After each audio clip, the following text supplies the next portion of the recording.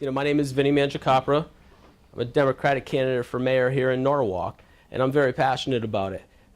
What's kind of gotten me to this stage of my life right now where I feel I should go out here and do this and take this challenge on is I couldn't sit back any longer and watch our community suffer in so many different facets. Whether it's shortchanging our education system, whether it's not acknowledging that we have somewhat of a violent crime issue in one pocket of our community, or whether it's watching stagnant development continue throughout our entire city. So I felt obligated, and as Robert knows, and as many of you know, I've been involved here in Norwalk for the past 5 years in a very intimate level on the ground. And I've been at the meetings. I've watched how things have developed here in town over the past 5 or 6 years. Being very active in our local Democratic Party and attending the meetings and watching the debates and sitting in when last summer the concert hall was packed with angry parents. They were upset about a $4 million shortfall that caught our leadership here in the city off guard. And just looking at where I was personally in my life and the experiences that I've had, and I'll talk about those a little bit too, I felt almost obligated to stand up right now and fight this fight on behalf of Norwalk's future. And that's why we've kind of entitled our campaign as such, Norwalk's Future Now.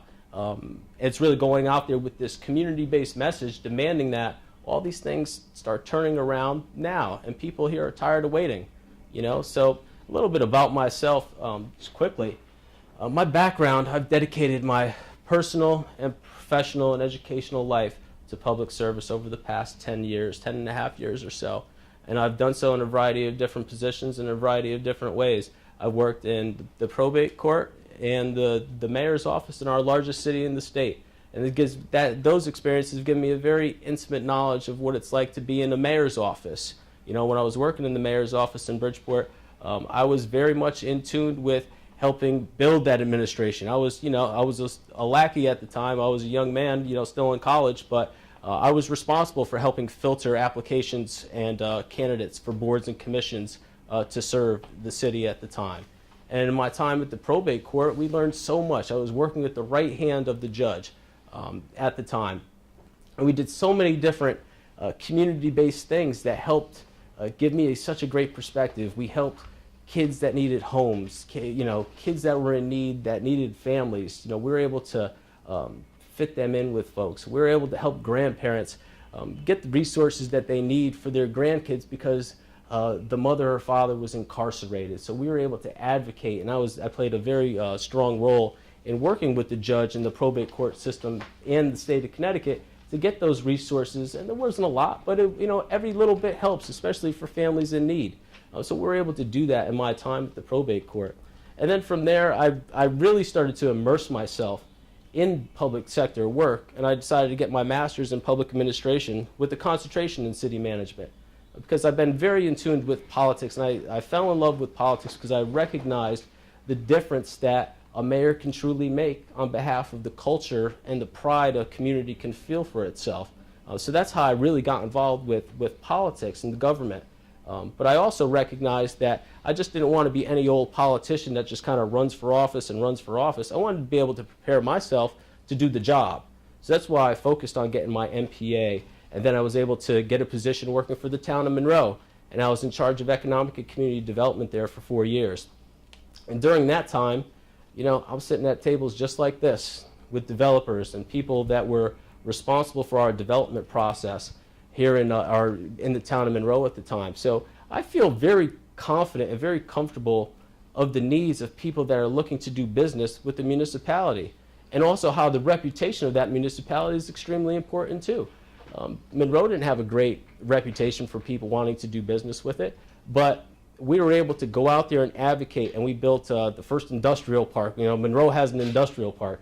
For those of you that didn't know, I played an intimate role in helping bring those kinds of businesses to that town. And we did so in a variety of different ways by bringing tax incentives that were sponsored by the town, and we helped advocate for those kinds of initiatives, and we were successful in bringing those kinds of things to Monroe.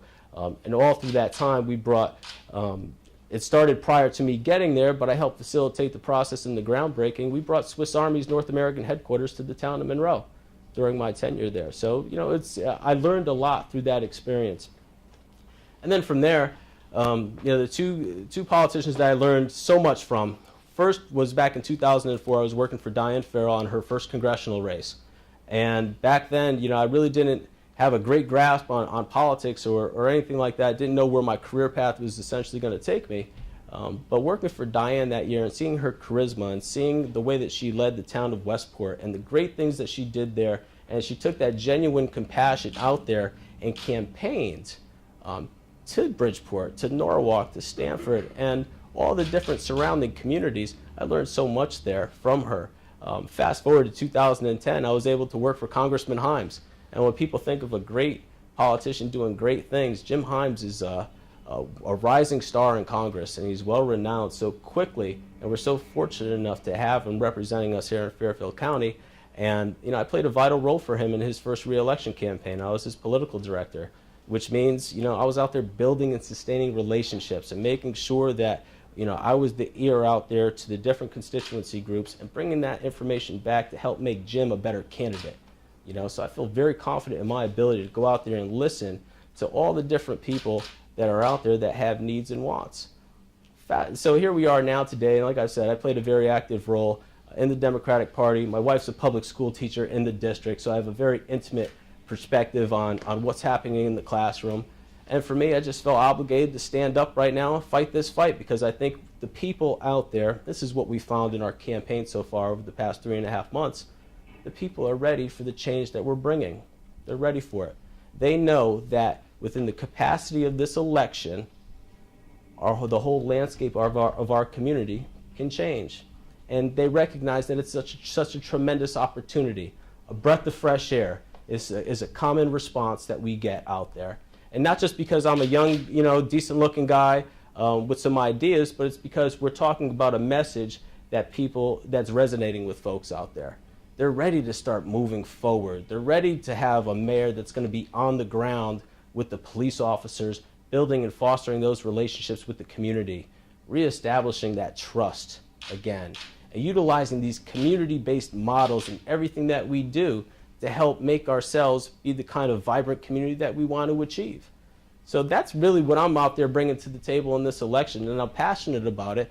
And I'm going out there and we're meeting folks, on a daily basis, and we're talking to as many people as possible. And we have tons of initiatives that we want to accomplish too. The first and foremost that we want to do is we want to refine our economic development process. And I talked about that in my speech a week and a half ago. We want to bring a Department of Economic and Community Development to the table for the city of Norwalk. What that means is we want to make sure that our reputation around the state, around this region, and around the country is such that Norwalk is welcoming to new business. If you talk to developers like we've been talking to folks in the business community around Norwalk, as you can appreciate, Chet, they know that our department heads aren't speaking to one another. The continuity just isn't there the way that it should be. So what happens is bureaucracy kind of takes over, projects get stalled. Developers and people with money are smart. They know that the longer things linger, the more money it's ultimately going to cost them. So they don't see any real initiative to go out there and make these things happen as quickly as they should. So with this economic development department, what we want to do is we want to be able to let people know that when you want to do business with the city of Norwalk, you're going to have somebody on your side right away to help fight through some of the minutia that can happen in municipal government. From going to the departments directly in City Hall to trying to navigate yourself through the board and commission process and the regulatory process, we want to be able to have what I'll do weekly, and I learned this in the town of Monroe too. We had a development services group. That included everybody. Our health department, fire department, police department, building department, zoning, planning, engineering, public works. We all sat at the table once a week. My role as economic development coordinator. And it was all spearheaded by the guy at the top, the mayor. He helped initiate that. He wanted to know exactly what was happening with each one of our projects on a daily basis, or on a weekly basis. And we also used it as an informal forum where we could have people that have prospective projects to come to the table and say, hey, this is what we're thinking about doing. What do you guys think? It gives us an opportunity to give some informal feedback so they can present a stronger application. So it makes tons of sense as far as making our process that much more efficient. So that's what I want to do in terms of economic development and increasing our grand list, which has been stagnant for a number of years now.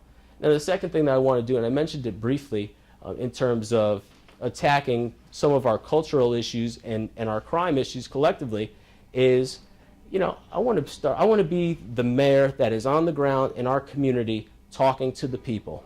And I want to do it alongside our police department.